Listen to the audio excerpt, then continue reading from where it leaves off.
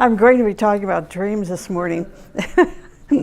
Not about the dreams of Sigmund Freud, and not about the dreams of Carl Jung, and not about the, 1,001 dreams that you can buy a book about. These are dreams today that have been given to us, our understanding of the value of dreams that has been given to us by the teaching. So perhaps we could say this is the esoteric side of understanding our dreams. So there are dreams, and then there are dreams. So this morning I'm going to be talking about dreams, okay?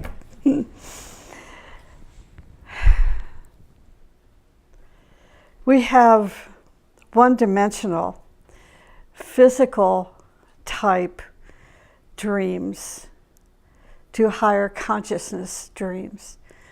So this is the first step to understanding the complexity of our dream life. Most of us do have dreams. Some of us dream more than others, or remember our dreams more than others. But what I hear is that we tend to interpret our dreams in weird ways. It's almost like filling in the blanks. We don't really understand the whole concept of the dream. We don't know what dimension our dream was experienced with, and so we have all these blanks, and then the concrete mind really enjoyed the dream, and so we begin to fill in the blanks. So I'm not even going to be talking about that kind of dream, but why we have dreams that have blanks in them. And essentially it's because we don't yet have a consciousness that connects with the higher dimensions.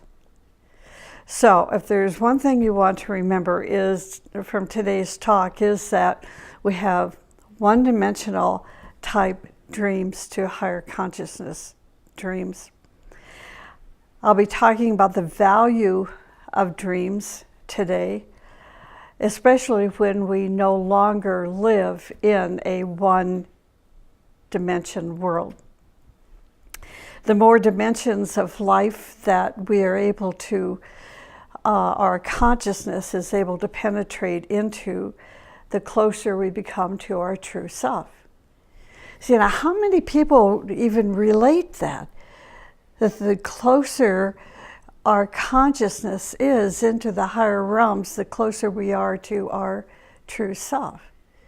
Do we relate our dreams to the possibility of having contact with our true self?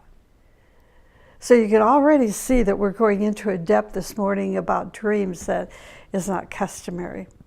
So the more dimensions we have in our consciousness, the more value our dreams have. A one-dimensional consciousness limits our relationships, pure and simple. A one-dimensional consciousness limits our relationships. It limits our creativity. It limits our understandings. And it limits our contacts. So when you're engaged in a conversation with someone and they're giving you that blank stare, you know they're living in a one-dimensional consciousness. When someone attends one of your lectures on the teaching and they're sitting there totally zoned out, they're probably planning their grocery list, or what they did last night and wish they had gone to bed earlier, or things like that. See, they're living in that one-dimensional consciousness, which is the physical plane consciousness. The one-dimensional consciousness limits our relationships, our understandings, our contacts. So this is something to remember. Having a one-dimensional consciousness is like having only one sense. Imagine communicating in the world with one sense. I can't imagine that. I know an artist can't imagine that either. An artist cannot imagine living with one sense. But if we are communicating with the world with our 7 senses, our communications are going to be far-reaching and very beautiful. So I was thinking, taking a pause from the talk this morning, that if we want to improve our relationships, if we want to broaden our understanding about our family members, our friends, our co-workers, and with a broad sweep of the paintbrush, humanity in general, let us think about having a 7-dimensional consciousness, even if we only have 1, 2, or 3 dimensions to our consciousness. Let's think beyond that, beyond what's right in front of us. We're going to find our relationships improving, at least I hope. Now this is interesting. The more you observe your body, your physical body, the more you're going to detach from that body. Were you aware of that? The more you detach, or the more you observe your body, the more you're going to detach from that body. If you've never engaged in the science of observation and in the science of observing your body, then what I'm saying won't make any sense.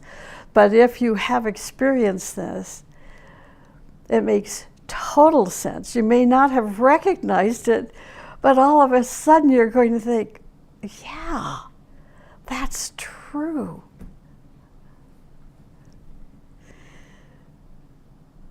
This is so not just for our physical body, but our emotions and thoughts as well. The more we observe our emotions, the more we observe our thoughts, the more we're going to detach. See, we're coming from the view of being the observer. Our consciousness is in a different place. The focus is in a different place. We're standing back. Something as simple as you're observing your baby. Well, I don't have a baby to observe I'm observing one of my puppies, okay? When I'm observing that puppy, I've already detached from my own nature, physical, emotional, mental body. But the minute I begin to worry about that puppy, now I'm back in the mental body, or I'm back in the emotional body. See the relationship going on here? I dropped from a higher place of consciousness, the place of observation, back into worry consciousness. And I'm attached. I'm lost. Eventually, a time is going to come when you find yourself out of your body. That's our goal. To find yourself out of your body, out of your emotional body, out of your mental body. And as you free yourself from one of these bodies, you soon begin to function in and become conscious of a higher body.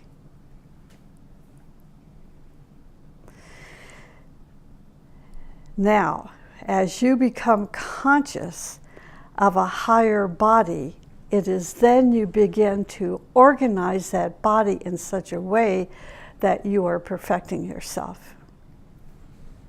You're bringing yourself into perfection. Each time you are unattached to, now I'm taking us into dreams, so don't lose consciousness here. Don't zone out, say, what does this have to do with dreams? I'm leading us into this, okay?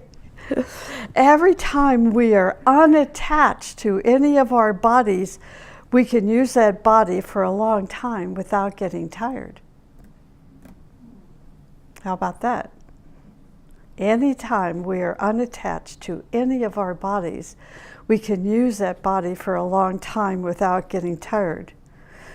This is a very strange experience, but the reason is that the more you are identified with that body, the less energy you are giving it. The more you are detached from a body, the more energy you can channel into it.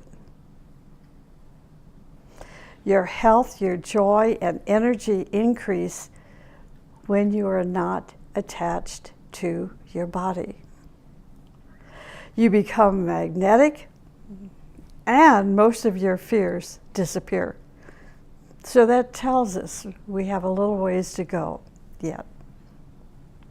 But we're going to have moments of such experiences.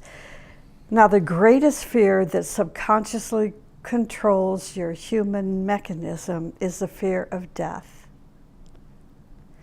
Once you remove that fear from your consciousness, your creativity, your clarity of thinking increases, and you feel new energies circulating within your whole system. If you're taking notes, and I recommend you do this, then you can begin to think about those moments in which you were with fear, and then the moments you were without fear, when you were fearless. And you're going to recognize the difference one over the other played with how attached you were to those different bodies. So right now, we have plenty of time, hopefully, where we are training ourselves to be fearless. So when we are facing the end of our life, we're going to be facing it as fearlessly as is possible. And I'm going to tell you why later, so stay with me. I don't want you to, zone out so that you don't bring this into how it relates to our dreams. See, if we are so afraid of dying, I guarantee you're not going to go further out than your etheric body when you go to sleep at night, because you're afraid. I have to get back into that damn body. Oh, I have to get back into that body because that's my lifeline. So we don't want to have the fear of death control our mechanism. There are many people in the world who die in fear. Now, if you have the ability to follow these people into the subtle worlds, you're going to see what happens to people who die in fear.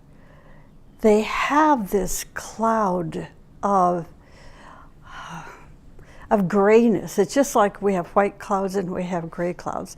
And it's like their aura is permeated with this grayness that's best described as a gray cloud. So if you can follow them, you can see how they are wrapped in this gray cloud.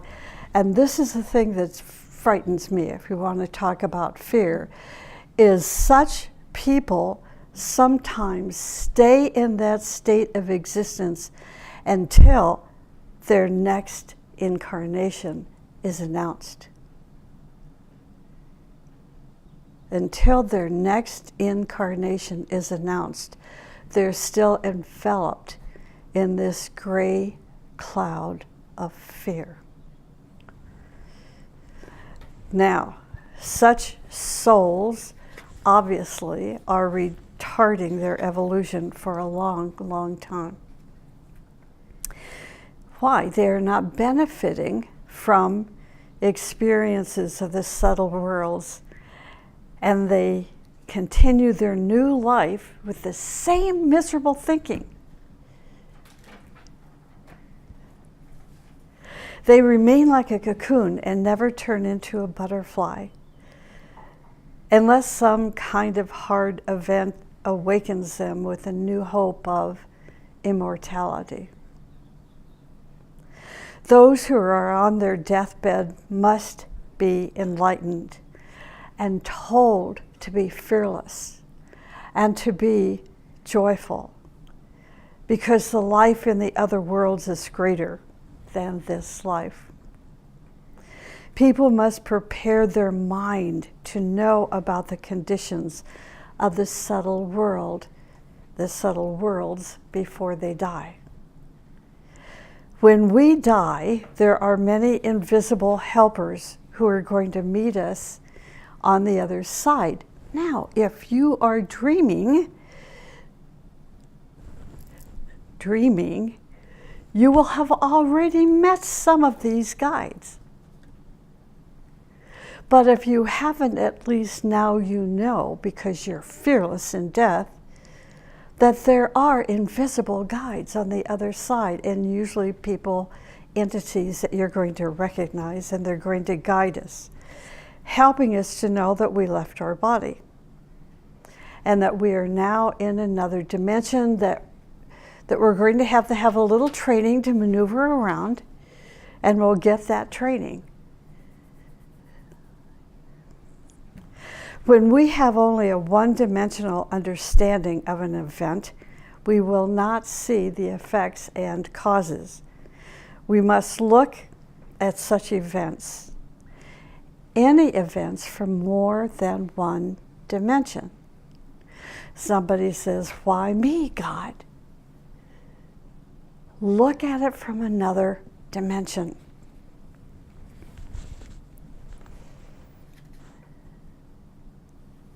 The majority of the causes of events happening in this world are found in other dimensions.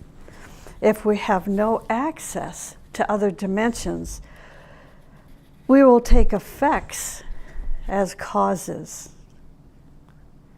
We will understand and see effects as causes. Effects and causes existing on the physical plane, and then we will try to eliminate the effects by working on the effects instead of working on the causes. Subjective events can be experienced consciously in our dreams. Okay, now we're getting into more specific dreams. Subjective events can be experienced consciously in our dreams if we are awake in the second dimension. Most people cannot enter into that dimension through their dreams. Such dreams, in other words, then we still have these dreams, but these dreams become a reflection, like a mirror of the brain, and these events happening in various dimensions. So that's when, we try to fill in the gaps, because we don't understand it. Such events become reality only when we are awake in other dimensions and really out of our physical mechanism. So, can you remember having a dream? And I know you're all going to say yes. Can you remember having a dream? You were in that dream, something happened, and boom, you're back in your body again. You're attached to that one dimension, the physical body. That's why.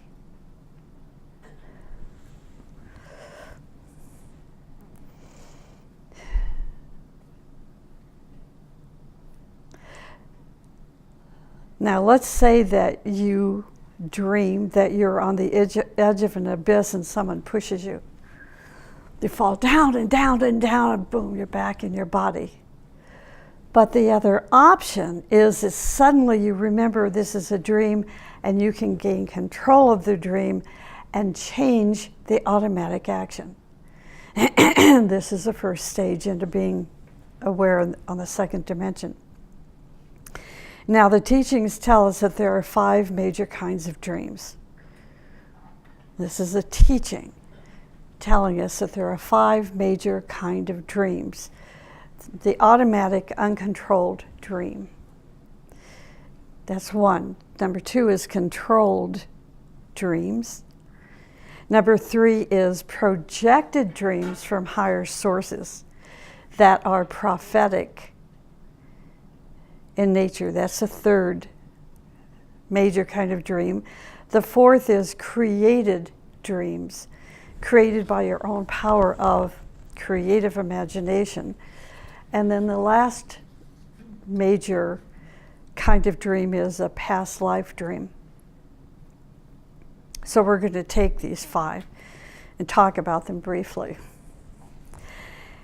In automatic or uncontrolled dreams, they can be activated by your subconscious mind. Now think of all the work that so many of us have engaged in to purify the subconscious mind. Not just negative things, but positive, that mixture, of good and not good.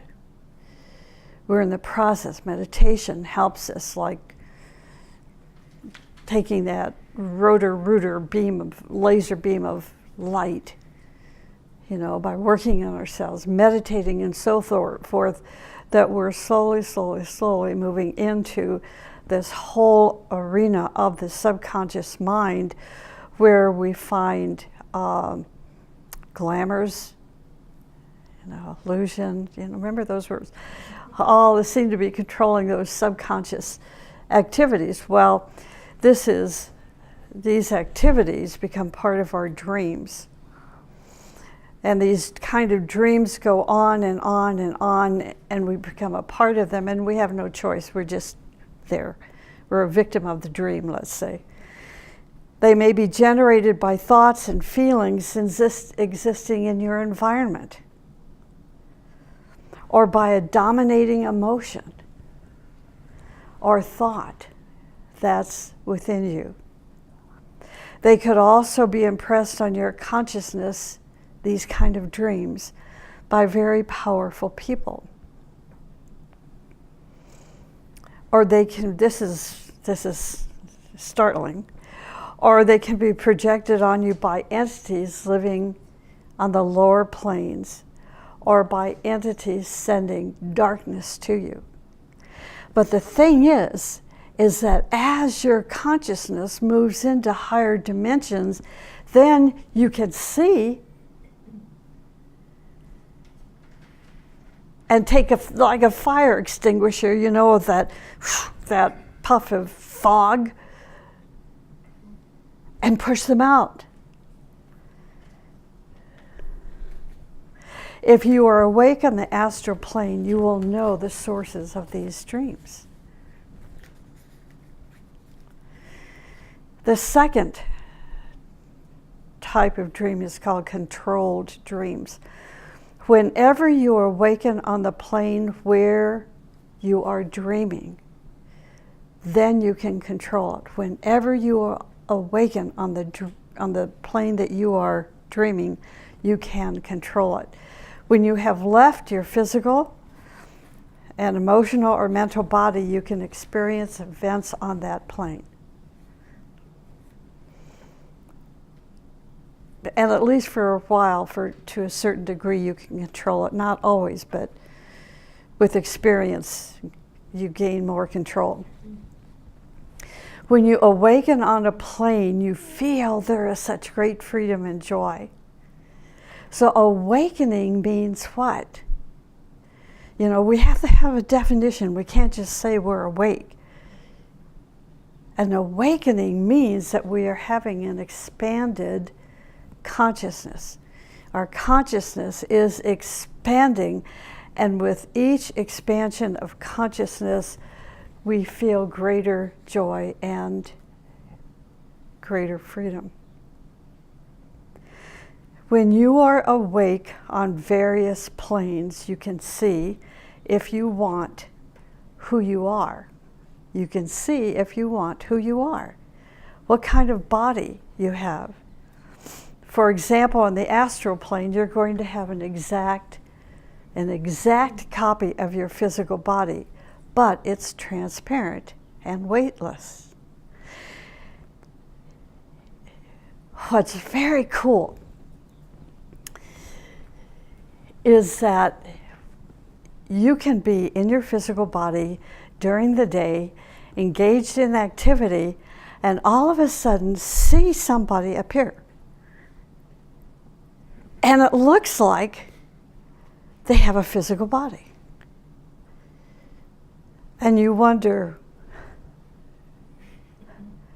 where did they come from? And then they walk through the wall and leave. That is an entity visiting you in their astral body. I had a dream long time ago. It's the first time I ever had a dream like this, in which this entity, this woman, came to me and said, I want you to go to your teacher and tell her I'm just fine. So the next day I went into work, because I was working for my teacher at the time, and I said, I had this interesting dream. This woman, and I gave her the woman's name. I didn't know who this person was, by the way. Had never met this entity. And she said, I'm supposed to tell you that she's okay. And my teacher just looked at me and she says, tell me what she looked like. So I told her what she looked like, and she laughed and laughed and laughed. She says, that's what she looked like when she was in her early 20s. See, that's the form that this entity, her friend, wanted to relay to her and say, I'm just fine. I'm just like I was in my 20s. Now, in the higher mental plane, we do not have a form like our physical and astral bodies. What is it that we have? Light. Yes, absolutely. A sphere of light. We are a sphere of light. It is interesting that when you are active in the subtle plane, it is not until the moment where you identify yourself with your physical body that you awaken and come back to your body. I remember having a dream, again, this is a long time ago, early experiences, and I was being trained by some beautiful light beings about how to function in these subtle worlds. And all of a sudden, I was working with somebody that was going to have a heart attack. And they were showing me what to do and how to do it and how to, potentially prevent this person from having a heart attack. And it was my dad. It was my dad, this entity. Well, I was immediately thrust back into my physical body, you can imagine. And 2 weeks later, he had a heart attack. But he lived, he survived. Yeah, we can have dreams like that. I always had some questions later. If I had only not been thrown back, into my physical body, could that heart attack have been prevented? Who's to know? But it was a valuable experience. The most important thing in the subtle planes is to remember that you are not in the physical body. So there is the instruction. The most important thing in the subtle planes is to remember that you are not in your physical body, and to think instead in terms of higher bodies. If you want to be active in the higher dimension, this is not easy to do because our physical body consciousness sometimes predominates in our memory. This is true for all planes, If we are active in the mental body, we can fall down into the astral dimension when we think of having an astral body. Many experiences are needed to keep your, well, why? You say, why? Why would you want to fall down? Because you've got a lot of friends in that astral plane. And it's pretty cool to see these friends again. They're pretty easily recognized, by the way, because they still have that form that they had with the physical body, and it's kind of nice. But you don't want to stay there. Many experiences are needed to keep your body in the subtle planes and not think of your lower bodies. You can go through training in the astral plane or other disciplines that are all given in the subtle worlds. Like the teacher says, enter into the fire. If you are still identified with your physical consciousness, no way! And you end back in your physical body. We can never progress on the path if we do not cut our identification with past images. That's the next instruction. We can never progress on the path if we do not cut our identification with our past images. People not only are identified with their lower bodies and forms, but past emotional and mental self-images. Unless this identification is broken, you can hardly advance on the path.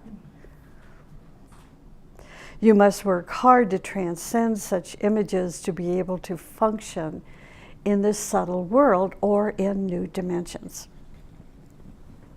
Anytime you cannot free yourself from a former level of consciousness, you prevent your spiritual progress. Anytime you cannot free yourself from a former level of consciousness, you cannot move ahead. You're preventing your spiritual progress. Number 3, projected dreams from higher sources, prophetic in nature.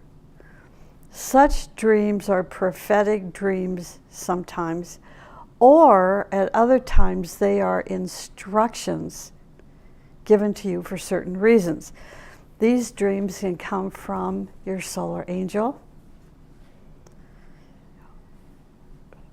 from your teacher, or from still higher sources to instruct you, to warn you, or to let you know about your future.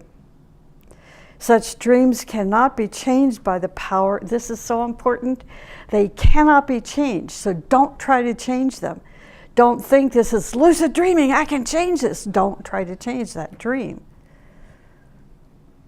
If you are intelligent enough, you're going to study such dreams and discover the wisdom or knowledge they have for you, because each such dream is a fantastic source of wisdom. They are communications with the higher realms. Sometimes you remember such dreams and guide your steps. Sometimes you forget them when you awaken, but the impression remains in your soul, and slowly comes into your mind and brain. The 4th is created dreams, created by your creative power of imagination and visualization. You can create, this is very advanced, by the way. You'll recognize this. You can create your own dreams in the subtle worlds by 4 ways. 1, to express your creativity and bring it to perfection. Number 2, to inspire and challenge those who are awake in the subtle worlds. 3, to lead and guide those who are on the astral plane or in the mental plane. And D, to exercise your creative process.